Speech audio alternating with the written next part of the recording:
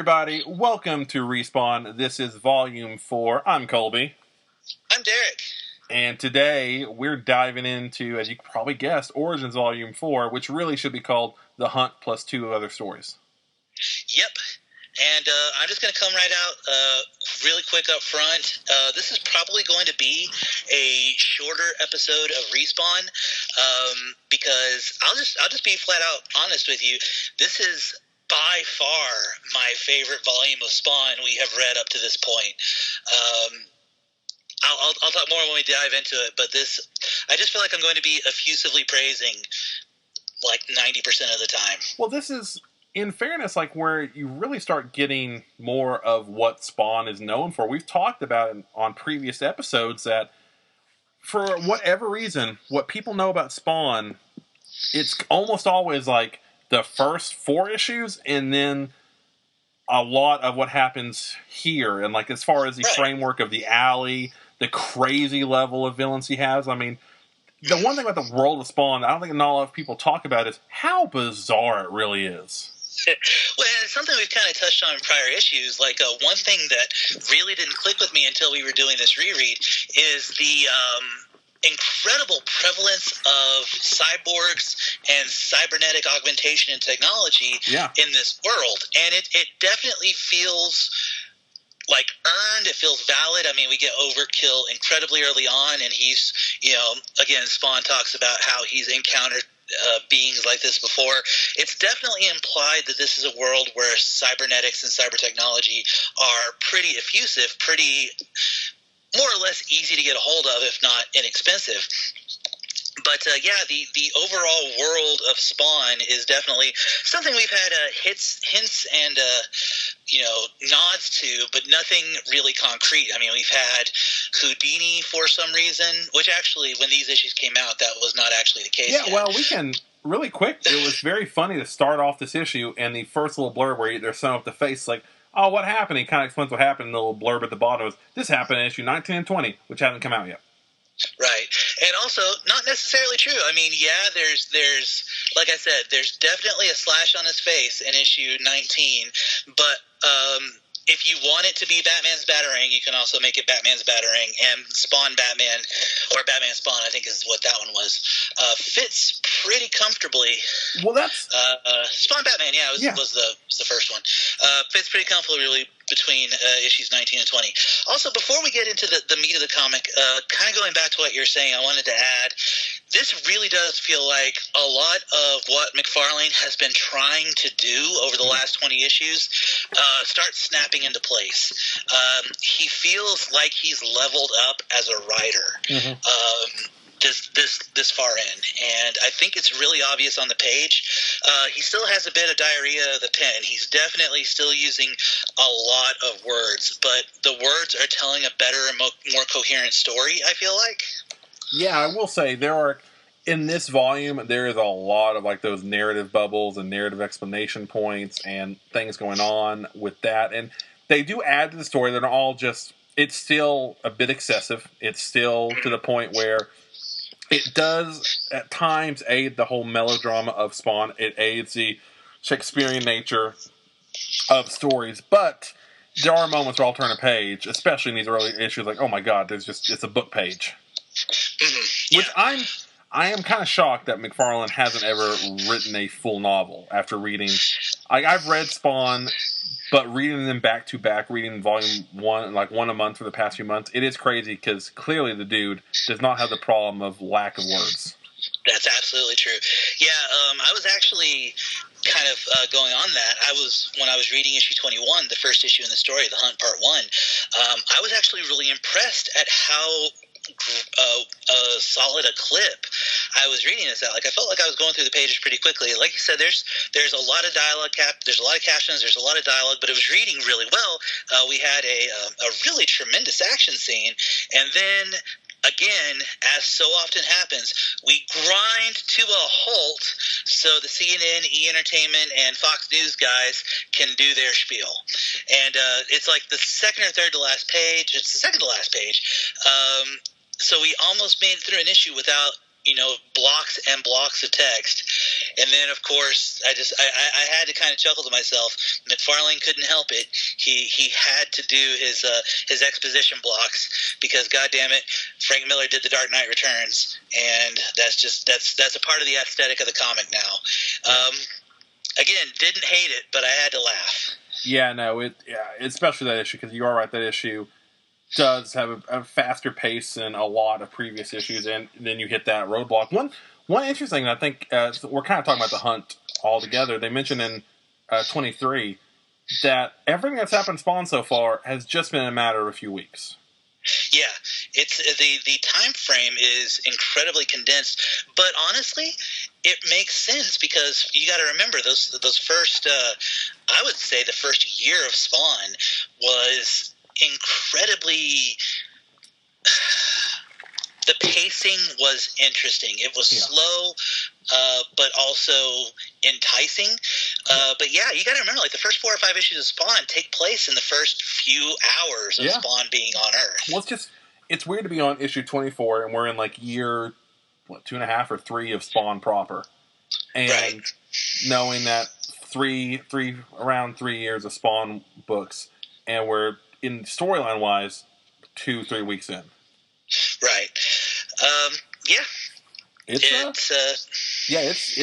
interesting. It's kind of cool to see a time frame put on it, and you do. So again, throughout these issues in particular, because we haven't really mentioned the entire part of the Hunt. You have Terry Fitzgerald, his ex-best friend, Wanda's husband, is kind of become this target of every different branch and every different story that's going on here. You have the Mafia trying to get him, the CIA trying to get him, the cops have a piece, the FBI have a piece. Well, you have him. He was originally under investigation for the weapons theft that Spawn was responsible for back in issue 6 or 7. Then the Mafia thinks that he was potentially like some sort of secretly vigilante that offed Overkill, which happened in issue 6 or 7, and just all these kind of coincidental things that Terry Fitzgerald has been kind of circling around because Al has been circling around Terry, and then Jason Wynn gets some definitive evidence that it's not Terry, but Wynn is one of those people who, he can't be wrong. If he's wrong, then he loses control that he has, so he pins it on Terry anyway. We should mention, and then all those chickens come to roost. I'm sorry, go ahead. Oh, I think we should mention Wynn also coming back. In the only part of the book that was kind of caught me off guard was just like they have an explanation page of just like, he's still alive. They found him. He doesn't remember. He has kind of amnesia, but he remembers everything up until he was abducted. They referenced it a couple of times that he was gone for 2 days and nobody knew where he was. Yeah. And he's just kind of like, but I got shit to do. And everybody's like, well, he's got shit to do, so leave him alone. But it's also the first time we see Tony Twist's name as opposed to Vito Gravano, and I really want to say, God, I really wish I still had my Violator miniseries, because I swear to God he was called Tony Twist in Violator. But at one point, after being called Vito in the issue, I want to say it's in issue 22. I'm kind of trying to flip through my trade here. They call him Twist, and then all of another issue they call him Tony Twist, and then they go back to calling him Vito Gravano. Maybe it's issue 23 for issue 25, and I thought that was hilarious, and that's actually worth pointing out too. Though I need to go check I should check my Violator. I didn't know I had the Violator singles, but Violator going on simultaneously as this, and it doesn't. They have little blurbs mentioning that Violator is going on, but I do think they are such small mentions of Clown that definitely don't. It's not like you're lost in the story if you don't know what happened in the Violator mini. Not at all. It's just it's very clear that Vito Gravano / Tony Twist is dealing with some, he's got a 2-pronged thing going on. He's got the shit going on in Violator, and he's trying to keep control of what's going on with Overkill and Terry Fitzgerald. And it's actually surprisingly well handled, I feel like. It's just lines like, I got enough problems already. Violator miniseries, issue 3. So that you do get that sense of the wider world and that these things are happening at the same time. But you absolutely, it's not like you are missing chunks of the story if you're not reading the tie-in miniseries. And that's good. That's cool. I'm very, very happy about that. Yeah, no, I agree, because I think the only ones that are weird is there are a couple points that connect to a Youngblood issue that I have no clue, and it doesn't ruin the story or anything, but specifically with Overt Kill, where he has connections to Youngblood, even how clearly him walking off to set up him going to hunt Youngblood, and it's like... Well, I will tell you, again, I mentioned it when we first started this podcast. Issue 23 was the very first issue of Spawn I ever read. And, that point where Twitch shoots him in the ear and it disrupts the system and sends him after Badrock did not affect my enjoyment of the reading of this comic at all, even though it was the first Spawn issue I ever read. So I can tell you from experience. Yeah. That just felt like, I was already a reader of comics. I understood the wider superhero universe concept. And while I did not follow Overkill into Youngblood number 7, it was a perfectly cromulent story beat to have him go disappear off into another comic. Yeah, no, I don't think it's bad. I think, if anything, it's a weirder testament of the time of Image, that in today's Image, to think that, to have to kind of put your mindset back of, this was a connected superhero universe, or in trying to be legitimately set up as big as Marvel and DC, in the sense of, we're connected, we're building towards stuff, we're going to have these giant stories, we're going to have characters pop in and out. In today's Image, it's just such a crazy idea. Yeah, that's fair. Well, the only real remnants of the original Image universe are Spawn and Savage Dragon. Oh, yeah. And for all that being the case, I don't think... It doesn't feel like Spawn and Savage Dragon really have anything to do with each other anymore. Can't imagine, other than Image United, I don't really think Spawn and Dragon have really seen each other in a number of years. I mean, outside of, like, cover work and a few little things, like little bitty, like Eric Larson was a co-writer on a story, and like there was a couple of minor things, but even that, like you said, that's been in the past couple of years of comics, there's a good 150 issues, 200 issues even, between moments where Savage Dragon was a normal mention and like, they clearly exist in the same universe, to what it is today. Right. Yeah. Which I'm definitely looking forward to seeing how that's played with in the future. Kind of going back to a point you made earlier, establishing the alley and the residence and really kind of locking into place what that means.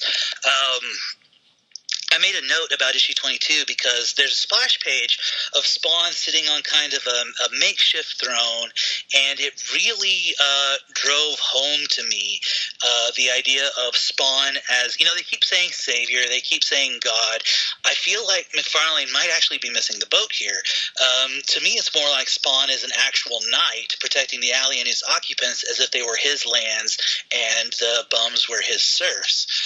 Kind of like something that I feel like Zack Snyder tried to establish and kind of, again, missed the mark with Batman and Batman versus Superman. But I feel like it's a role that really fits Spawn. They bring him tribute. They come to him with with their problems. He's not great at it, as we see in issue 26. He still has a lot of selfishness in him, but I feel like Spawn as a knight, in metaphor as well as reality, with medieval Spawn, is a nomenclature.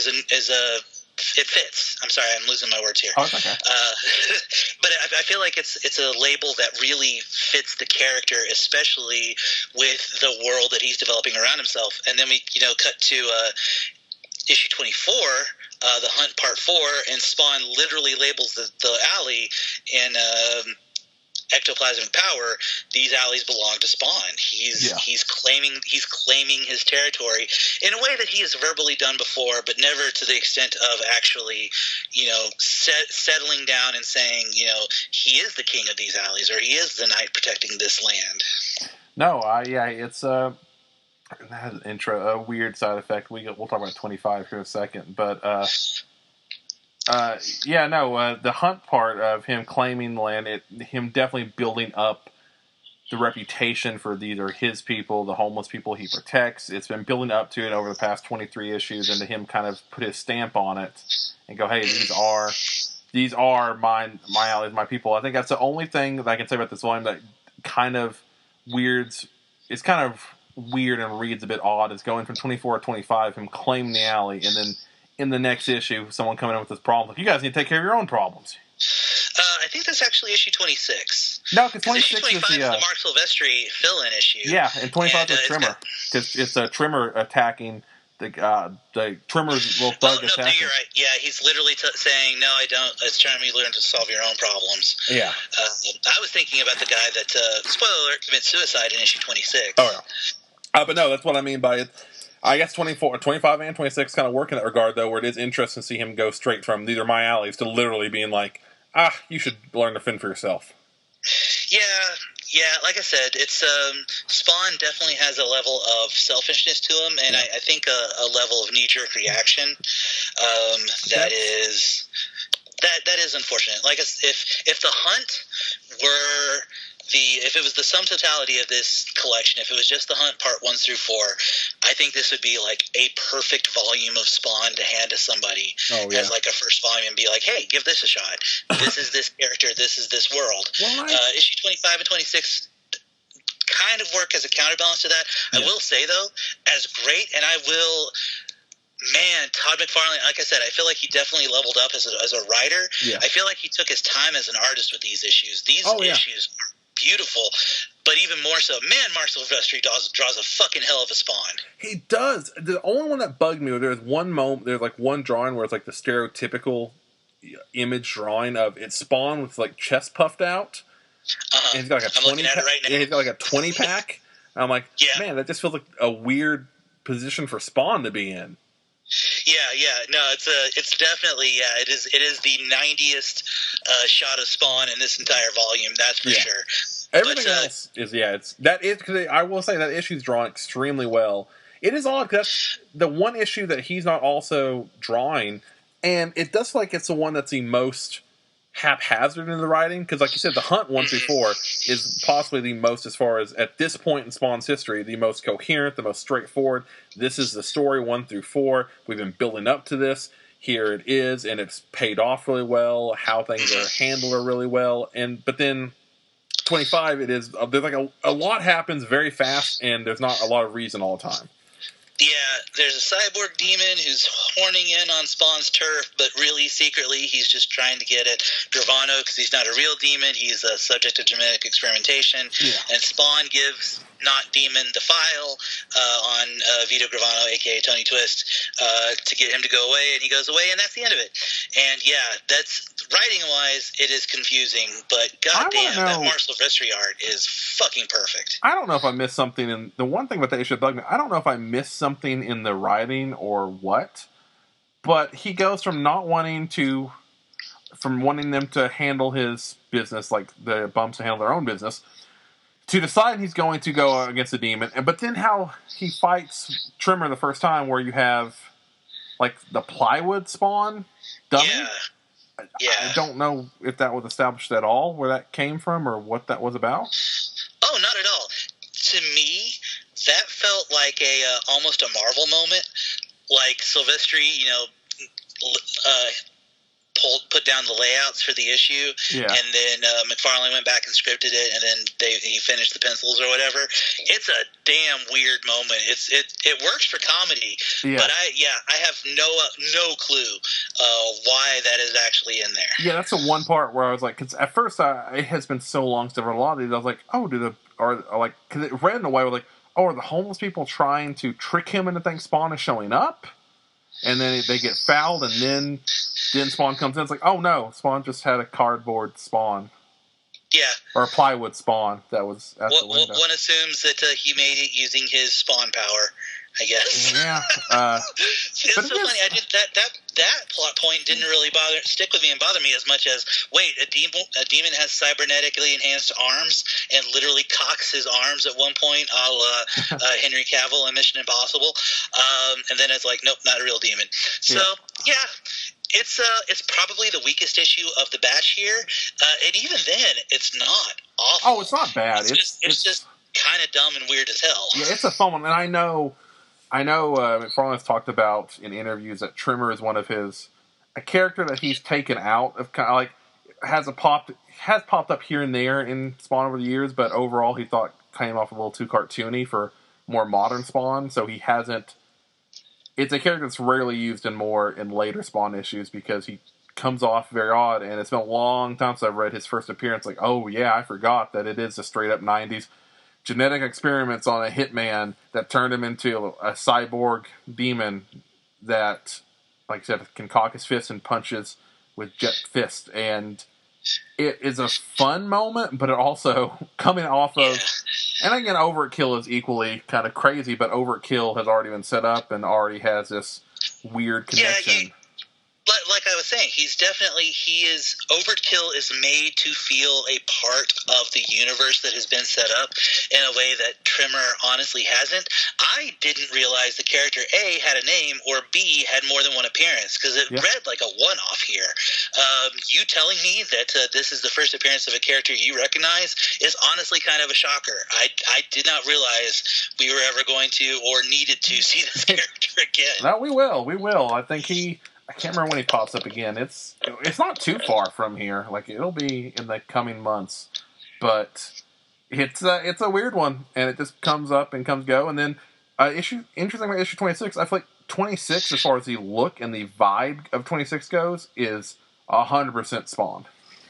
It is, and also I wanted to pay special attention to issue 26 because this is something that Mcfarlane does every once in a while and really comes back to, which is it's a rehash and a subtle retooling of Spawn's origin and the happenings in the book up to this point. Yeah. It's very Stan Lee in its own way. I remember, I want to say issue 66, which had the movie stills on the cover, was another one of these, and that's the issue where Cagliostro says, "I'm just like you, Al. I'm a Spawn." But it's very similar in tone to this, so it's something I know, even with my limited Spawn experience, that Mcfarlane touches on every once in a while, which is Spawn and Cagliostro have a conversation. They kind of rehash Spawn's origin, his purpose, what's been going on in the book. I really love seeing Gabrielle and the conversation that Spawn got to have with her as far as Heaven's stake in all of this. But for the most part, it's kind of a recap issue. And I'll tell you, 26 issues into a series that was coming at a time when graphic novels and collections were not ubiquitous, not so easily found, and of course those early, single-digit issues were going for hundreds of dollars as opposed to tens of dollars. Stuff like this is incredibly important for readership, and as again, a lot of the Malbolgia stuff I think is ridiculously overwritten. There's a lot of pages of text with like one single image.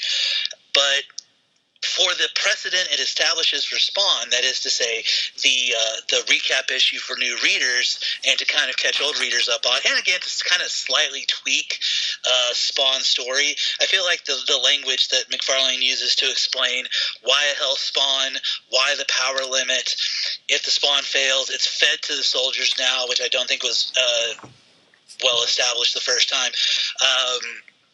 The reason Spawn killing is great, but also not killing is also good. I feel like those are more well-defined this issue. He has a better he tweaks it. He makes it sound better and work better for the story.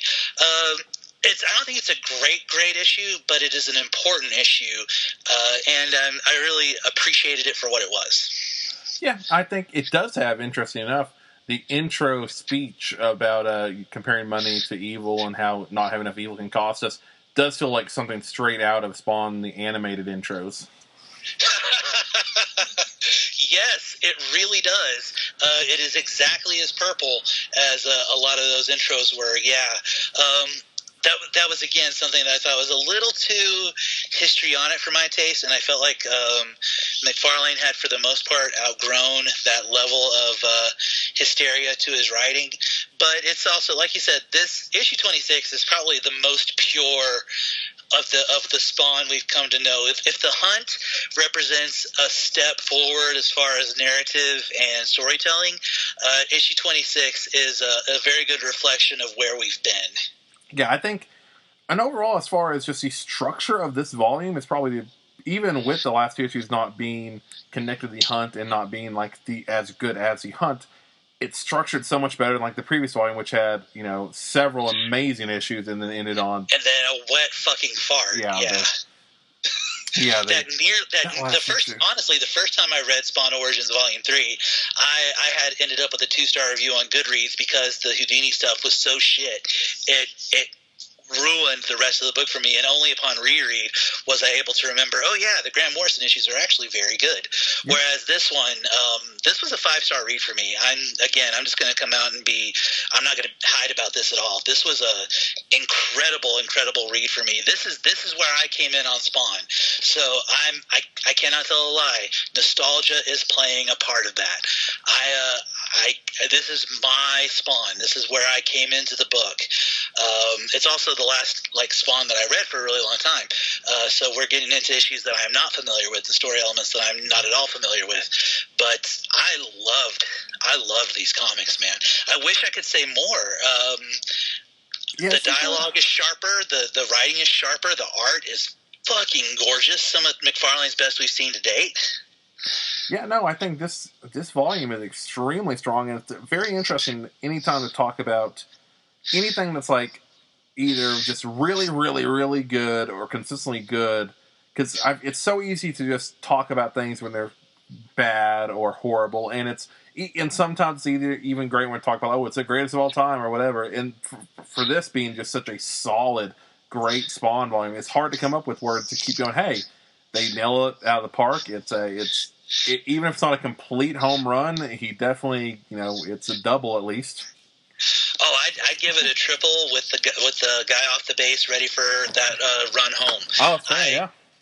I love it. I really, really do. I cannot be effusive enough with my praise for these issues. And I wish I could say why, other than everything just works. Well, I think a big part of it is we have been kind of slowly building up this. And again, you look at this pace, it's something that today comics, because of how comics are shipped and how they're done, you never get an issue, like we're kind of getting in with Hickman's X-Men a little bit, but it's very rare to get 12 to, at this rate, 20 issues of slow build up to everything, and then kind of getting, at least the hunt, getting the payoff of some of the Wanda, Terry, and Al stuff that's, like you said, in the background of Al's been around here, and Al being responsible for Terry being blamed because he's been kind of circling him, and he just happens to be around at the wrong time and all that. And not just that, but the book actually calls out something that I hadn't realized. Al hasn't seen Wanda since issue 3. Yeah, like he's been spying on her, but he has not actually had any contact with her since issue 3, and that's actually a really well handled moment in the book, even though it's the actual note as far as issue 3 is an editor's note, but the emotion surrounding that realization in the issue itself is incredibly well handled. The emotions of this book are on point. The characterization is on point. Sam and Twitch are hilarious, and the reason that I adore Sam and Twitch at the level that I do is in issue 23 when Twitch pulls off the uncanny shot of stopping Overkill by shooting him in the ear and disrupting his cybernetic components. I fucking love that moment. It's one of the reasons that I love Overkill. A much bigger Overkill fan than you are, for sure. And again, I read it when I was 12, 13, 14 years old. I couldn't tell you exactly. I was a young teenager. And that moment that turn, baby, turn, come on, baby, turn, has stuck with me for 20 some odd years. No, it's definitely, and it's actually set up really well too, because you have either a previous issue or a few pages beforehand, you have him shooting Al in the knee, and that's set up really well too, so you already know he can take a good shot. And you have earlier issues. The narration mentions that the cape is billowing in the way. Yeah. It's hard to shoot a target that is moving, and Twitch nails him in the knee. Yeah, it's. Man, Mcfarlane is such a good writer by now. He's really grown up as a writer. There are a couple moments like that one, and there's a scene with a really beautiful image of Wanda crying under the tree. That is like him doing what people want to do, where it's him taking that Frank Miller inspiration they had from the world of Dark Knight and books like that, him taking his older 60s and 70s, more pulpy stuff, and combining them to make a really, really fun moment that exceeds its inspirations and becomes, like you said, just a really great moment on its own. Yeah, exactly. Which is And again, it's something like McFarlane. It's very interesting because we all talk about like these names, and it's easy to forget that McFarlane, was making names with Miller. But I think people forget how important like something like Dark Knight Returns was in the grand scheme of things, and how that open. I think that, not to say that McFarlane was necessarily influenced by Miller in a big way, but more so, I think he had a lot of similar ideas he wanted to do that Miller getting away with opened the door for him to do on Spawn. Well, like going back to our first episode, the Frank Miller influence is incredibly heavy in those early issues of Spawn, and I think you're right. I think it's grown beyond that, and he's developed his own style and storytelling chops. But Miller is definitely an influence, and you can see why he wanted to work with Miller so much, not just on the issue they did together, but the Spawn Batman crossover and all of that they did since. I would be curious. I don't know about the history. I don't know, like, when Miller was doing a lot of work at Marvel for whether it be Daredevil or other stuff, I don't know if he ever had any, like, if their career paths ever really crossed. That's a good question, because McFarlane's first big work was on Batman with Year 2, and then he did some of Peter David's Hulk run in the 80s. And by that point, I think Miller had already moved on to DC and doing Year 1 and Dark Knight Returns. And I think they probably just missed each other. But again, McFarlane was young enough that Miller would have been Miller and Byrne both, and I mentioned that before too, were both tremendous influences on him as a storyteller. I think you're right. I think when around Spider-Man 300, I probably should look this up, but I want to say, off the top of my head, I want to say Miller would have already been at, I think he had flip-flopped back to DC at that point. Yeah, because Spider-Man 300 was like 89. Yeah, so I think that was around the time of a lot of Miller's bigger kick down the door kind of work, as far as, it's just such that time in comics from like 87 to 93 is such a weird, like constantly forward moving, evolving time frame for comics. It's crazy to think the amount of defining moments that happen in a relatively short amount of time. Well, I mean, you got to push that all the way back to the early 80s because, basically the weird, great, and terrible of comics came in the 1-2 punch of Watchmen and Dark Knight Returns being released, and Jim Shooter. I don't think people give enough credit. Jim Shooter taking over as the IC of Marvel, because a lot of what people remember and love about Marvel, and also a lot of shit that people hate about Marvel, came from Jim Shooter. But if it weren't for Jim Shooter, we would not have had Frank Miller Daredevil. We would not have had Walter Simonson Thor. We would not have had the expansion of the X-Men line, for better or for worse. There's a lot of, Secret Wars 2. There's a lot of cool shit and a lot of shit you can lay at the feet of Jim Shooter, and I think people tend to downplay his importance to Star Wars. Jim Shooter, got Star Wars for Marvel, which basically saved the company. Dude knew what he was doing. He for a long time, he eventually kind of got a little crazy, a little power mad, and came up with some really terrible story ideas. Man, the Jim Shooter Dan DiDio, by the way, I don't think we've actually announced what it's going to be, so I think I just spoiled it here on Respawn. Our next Comics Collision is going to be Jim Shooter versus Dan DiDio. Oh, yeah. Titans of the industry who ultimately may or may not have fallen from grace. So if you're not a regular blah blah listener, if you just tune into our Respawns, look forward to that in a couple of weeks. Yeah, those are always fun. You don't have to listen to any of the other crazy stuff we talk about on Respawn. It can just be, they're very much one and done, one-off issues. So you can listen to those. They're fun. They're cool.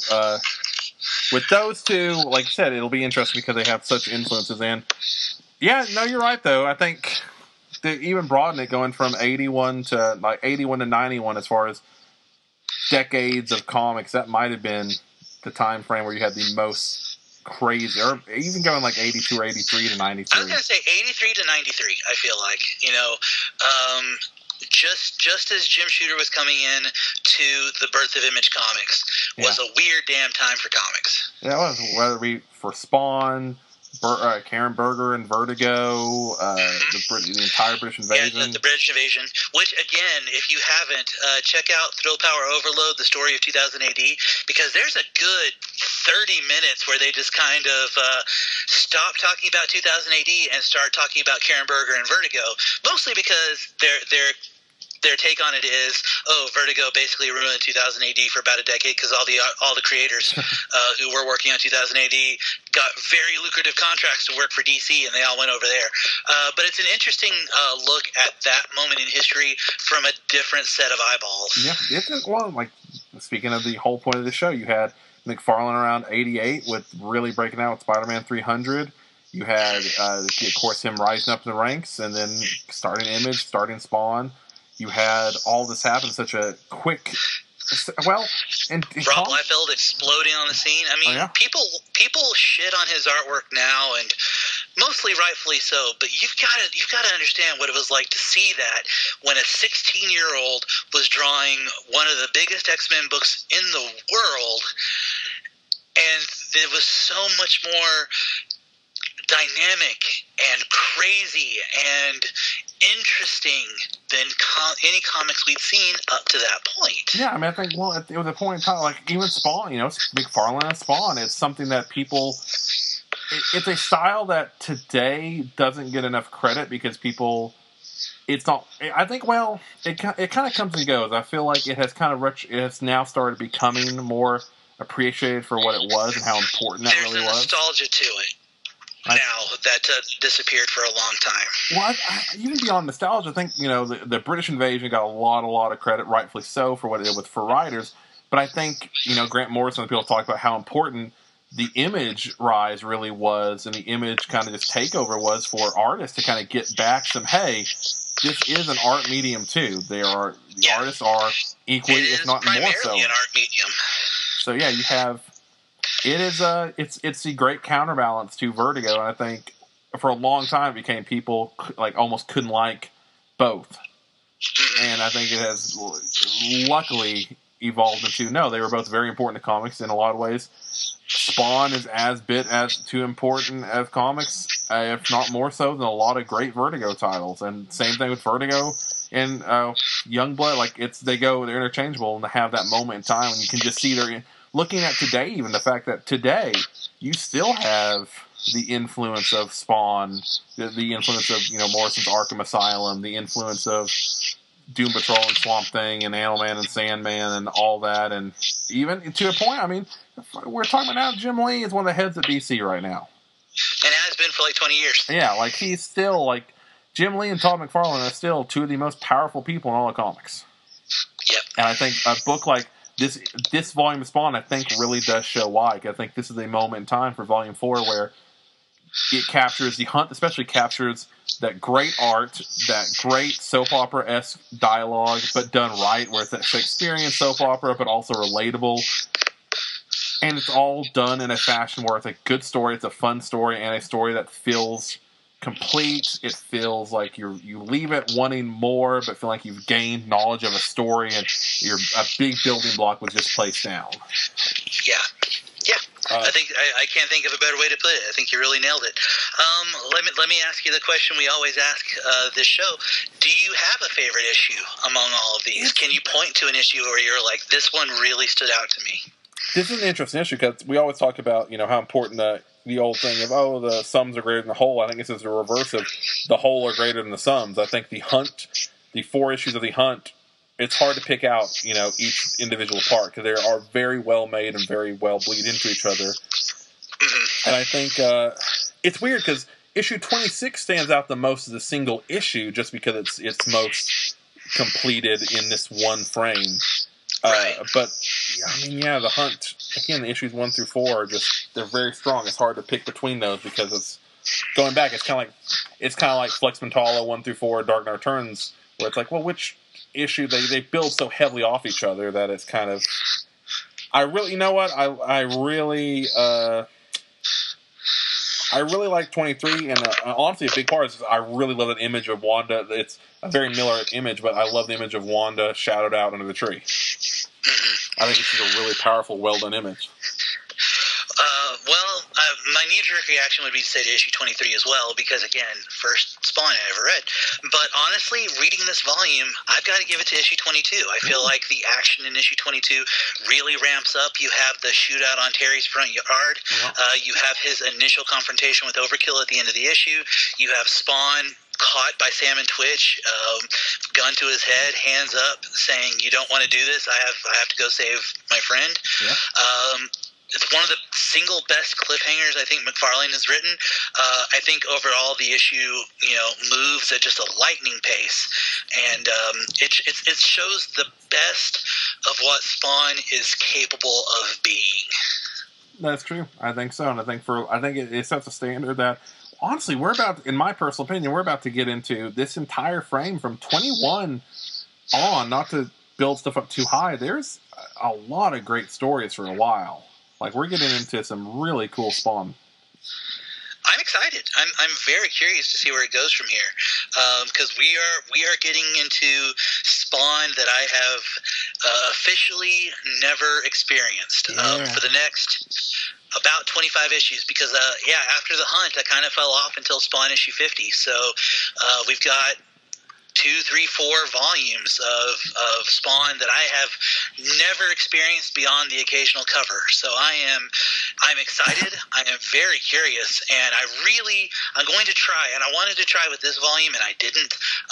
My goal is to give each of these trades at least 2 reads, so that I can have the initial reading experience of reading these for the first time, and then reading it again to give it the more critical literary criticism read that I've been trying to provide you and our listeners as we've gone on. And that's honestly why I feel so bad about not having more to say about the volume we're talking about today, because I have tried to be at least semi-serious, at least pseudo-intellectual. It seems like our listeners, by the way, thank you to everybody who's been listening and posting about us on Reddit and Facebook. You guys are tremendous. Thank you so much. I'm so glad that this podcast is connecting with you. But it seems like you guys, your listeners, were really hungry for someone to give these comics at least a touch of a genuine literary critical eye, which is what I've been trying to provide with my side of this podcast. And I failed this time so badly because I love these issues so much. Well, I don't think it's bad. I think Spawn and kind of what we're doing, and not to toot our own horn or what we're doing right now, but I think Spawn has been in need of kind of a critical reevaluation from a standpoint. I think Spawn got thrown into categories of, it's 90s. Oh, that's what it is. It's just it's extreme 90s. But honestly, you read this stuff, and I mean, let's be honest. Like, as far as what you think of the 90s, the extremeness, there are bits and pieces of it here and there. But overall, like you said, there's a lot of heart to it, a lot of story to it, a lot of Todd McFarlane. Sometimes succeeding extremely well, sometimes falling short, but telling a story that he clearly is taking very, very personal. It's coming from a personal place for him. And you're watching him grow as a creator, literally on the page. And that's been one of the most fascinating things for me is, again, comparing issue 1 to issue 21 and the breadth of difference as far as surety as a writer and as far as competence as a penciler is almost staggering at this point. Yeah, well, because so much gets lumped into, like, as much as we have fond memories of it, like, you can't, for whatever, better or worse, you try to go back and read some Youngblood, it's not pretty. You try to go back and read even some there are some Wildcats that hold up, but as a whole, weirdly, we've talked about it before. We've talked about him a little bit on this podcast before. Yeah. There is a Jack Kirby level of intensity and energy and try anything on the page once to the first 20, 30 issues of Savage Dragon that I really, really appreciate. Again, I can't comment on their quality, but there's a level of, fuck it, I'm going to do this. Well, this is my book that I adore about those comics. Well, that's the beauty of so much of the Image books, that they all have that spirit of, we're going to do something different. We're going to do what we want to do. We're not going to just do the same old. And it's got the same problem that any kind of revolutionary idea does. It influences so many other things that the originality it brought to the table gets lost along the way because people just associate it with being the norm. Right. And I think that's a really good point, dude. Well, I think people just, with any like great moments, like whether it be Watchmen, whether it be Dark Knight Returns, whether it be issues of Spawn, whether it be issues of Grant Morrison's JLA or Batman, Scott Snyder stuff, like there's, or what Tom King's done recently, what Peter Milligan did in the past, what a laundry of stuff. Those great moments are a lot of them are really great, but because they influence. You've got like the John Carter problem of when John Carter got a movie, people hated on the movie because they thought it was so basic, but it's because John Carter helped invent so many of those tropes. Yeah, John Carter is the reason you know so many things about science fiction. Yeah, it's that when you saw the original, whatever it was based on, it felt like a huge ripoff. Yeah, another good example, Aliens has been the idea of like Space Marines, the Space Force in space, like all that kind of ideas. Highly influential, and it's weird because I think over the years, Aliens constantly like one of those movie series that battle back and forth between which is better. I feel like every 5 years, it's just the accepted norm of, well, this one's better because of this, or this one's better because of this. And I think it just depends on, they were both so influential to the time frame that people go, well, this is not as original as people remember. I'm like, that's only because you forget at the time that didn't happen. Like, right, and also there's 10 years between the two films. Yeah, so that also. Or not 10, more like 6 or 7. But still, there's a big enough gap between the films that both films felt incredibly fresh at the time. There's a lot of examples, but I think it's always worth going back and for people to they don't have to put your place in that mindset or anything, but to at least look back and say, hey, this wasn't like, to imagine a world where this didn't exist before that moment. Mm-hmm. Like this wasn't a character like Spawn. Even Spawn is a good example of a character that hit all the notes of Spawn didn't quite exist in that format before, and that's why Marvel, like in the 90s, like Ghost Rider and Venom have to be our big things for a while because they're kind of like Spawn. Well, I remember, I think, was it Bob Harris? There was some executive at Marvel who, when Sleepwalker came out, claimed that it was Sandman done right. So, exactly. There's always that, and it fits exactly what you're saying. There's always that attempt to use what you have and what you know to mimic the truly unique.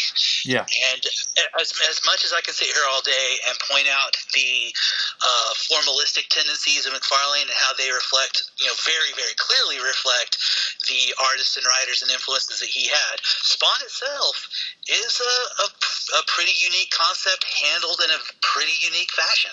Yeah, I think... And it is something, because we've had Spawn now for so long. We've had him for 300 issues. It's easy to go, oh wow, he's just been part of it. But when you look back at these early issues and you kind of read where a lot of those ideas came from, it is so interesting to really get an idea of, hey, this wasn't the way it was before. Like a good example I forgotten about, talking about ripoffs, is it was Nightwatch in Marvel. That Marvel in the 90s rebranded that looked almost just like Spawn.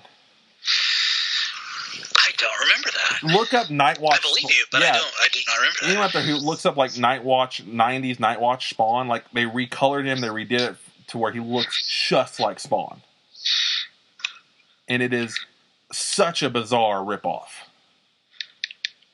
That when you look, actually pulling that up right now. Yeah, I'm pretty sure it was Nightwatch. I'm like 98% sure. All I'm seeing is the movie. Oh, I don't even know what that is. Oh, okay, here we go. Nightwatch, yeah.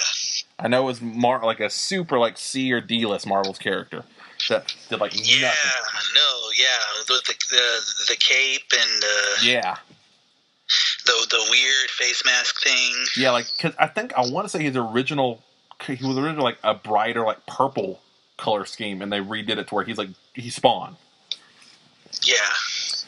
Yeah, it's bizarre, and I think not to keep circling the same drain, but yeah, when you look at because I bring it up only because this is that time frame. This is where Spawn was.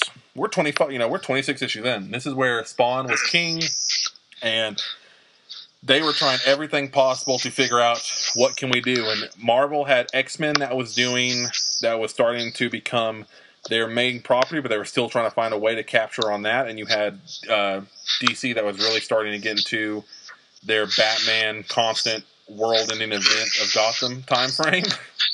Yes, that was on the horizon, and then I want to say we're creeping up on Morrison's JLA. Yes. I want to say the first issue of Morrison's JLA hit 96, so it's still a couple of years out.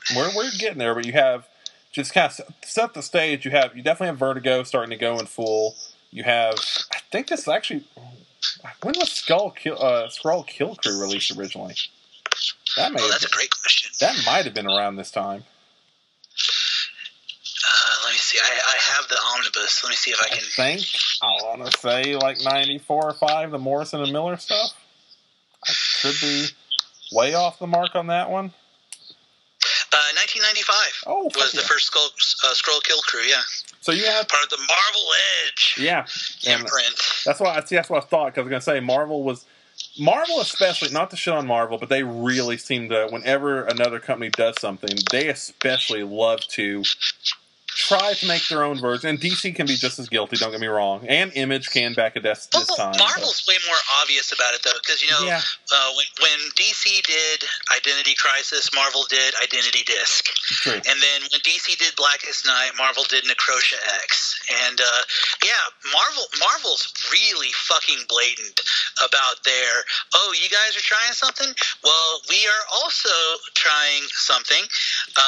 What if we did this? I'll never forget the year that the same summer, within a few months, we had what was it? It was Marvel had Battlegrounds and DC had, was it someone that you kind of liked, or it's all Convergence? Yeah, we had Convergence and Battlegrounds within a few months of each other, and they were basically the exact same story. They were basically on at the same time, though. I almost can't get mad at that one because they both happened. I think DC's launched in April and May, and then Battlegrounds launched in June, and it was clearly these guys they were thought up at the same time, and then one just happened to get released a little bit earlier than the other. It's there's a few things. Well, in fairness, anyone out there is curious what our normal podcast, Blah Blah Comics, are like, we've drifted into that territory. Oh yeah, we've absolutely been doing a blah blah for the last 20 minutes. It's hard not to, because again, for anyone listening, like this issue, we both love this volume of Spawn. The issues are great. It's hard to keep saying this is a great issue if for some reason, if you're listening to Respawn and you're just listening along and you haven't bought any of the trades, or you haven't bought it digitally, or you are missing out. You're missing. This is the one that 100%. Like, I would personally recommend buying everyone we've read, but at the same time, I'm a huge Spawn fan. But like you said earlier, if you just want to get a taste of, hey, what was the early years of Spawn like? I think this volume, I think you're right, is a great, honest look at what that is. Because as much as I love Volume 3, Volume 3's got Volume 2 and 3 have so many guest writers, guest artists, that you... That, and they flip around in quality. There's some stuff in there that is ridiculously good, and some stuff in there that is utter shit. Yeah, that's fair, because you have stuff where it's like, you have 8, 9, and 10, and then you get 11 and 12. And then you have 16 through 18, and then you get 19 and 20. Yep. Where this one is the most consistent, it is the greatest evaluation of the characters involved, and it's just a fun read all around. Yeah, this is absolutely. Again, if I could give just one volume to somebody to try Spawn, this would be it without question. And I'm so happy that the comics that I remember loving as a kid are still just as good today. I'm glad it holds up for you, and I'm glad that that it holds up for me. And I think anyone reading along it'll hold up for. But we want to know, what are your opinions of this volume? We know the people who have been listening to this podcast and have let us know, you've all been extremely nice, extremely supportive. So if you're listening to this on, whether it be SoundCloud or YouTube or iTunes, if you're on iTunes, please give us a rating and review. If you're on SoundCloud, give us a like or a little heart. If you're on YouTube, give us a like if you liked it. And if you have comments on SoundCloud, on YouTube, or if it's on a post on Reddit or anywhere, leave a comment below. Let us know what you thought of this volume. Let us know, a big one, if you want us to do one of these episodes for Batman, Superman, or possibly Violator. That one I know you don't have it now, so it'll be a bit harder. But Batman Spawn. Batman Spawn being because both of those take place right before and during this volume, and we could definitely. I'm pretty sure I could get the Violator miniseries pretty easily. Yeah. They'd be a little bit harder, but I think I could do it. I do have a copy of Spawn Batman, and we're doing Spawn Batman in some way, shape, or form. We just haven't quite decided yet. So if you're excited for it, we may bump up our time. Oh yeah, because we're in this time frame. If you want to hear maybe a mini episode about it or something, let us know below because we're plowing ahead.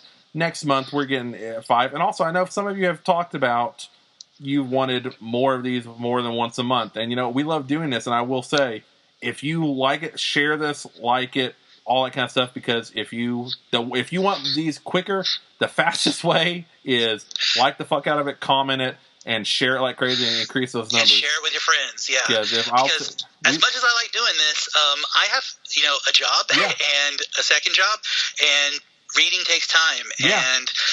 But if this is really popping, if this is what you guys want, if this is the content you're looking for, fuck it, I'll sacrifice my time. I'm happy to do it. But you got to let me know. You got to let me know that this is what you want from me. Because we love doing Blah Blah Comics, Blah Curse Ones, and we love doing Comics Collision. And Blah Blah right now is the only weekly one we do because Comics Collision and this take a lot of research, take a lot of time. But again, if you guys want it, and this main thing, we would love to give you more of it. So just let us know below. Share it, like it, and talk to us. You've been talking a lot, and we appreciate every comment, every criticism, every like. You guys' interaction is always the best, whether it be one comment or 1,000. It means the world to us, so thank you for doing that. It really does. Colby always texts me pictures because I'm not on Reddit because I'm a Luddite. But anytime we get nice comments somewhere, he'll text me pictures, and I can't believe people are listening to and connecting to the show as much as you are, and that just thrills me beyond belief. If you want to talk to us in one of our regular haunts, you can find us, you can email us. blahblahpodcast@gmail.com is the email. You can find us on Facebook, facebook.com/blahblahpodcast, which Colby mostly mediates, and I very much appreciate that. We're on Twitter, where I am at blahblahpod. I'm at hellhoundf5. And we're on Instagram, where I've been posting a lot of pictures of things I've been cooking during the quarantine, at blahblahpodcast. And I'm at hellhoundf5, and it's mostly music and drawing stuff. I've been trying to release a song a week and draw something a week, so there's clips of those. And they have been pretty great. Speaking of people whose art has improved noticenoticeably, your regular drawing has definitely been showing the work you're putting in, man. I've been really impressed. Thank you. I've noticed I can do side shots and portfolios okay, so I'm leaning into that. Perfect. It's no reason not to. Thank you all so much once again for listening to us, especially the 20 or 30 minutes where we went ridiculously off topic. Tune in next month for Respawn 5, where we're doing issues 27 through 32, I believe. Spawn Origins, Volume 5. And for those who listen to Weekly, next week will be a blah blah. But until then, thank you so much for listening, and we will see you either next month or next week, depending on what you're listening to. Give it both a shot if you want to. We appreciate it wherever, but we know Respawn is its own mountain, and we appreciate you for climbing it with us. Absolutely. Thank you all.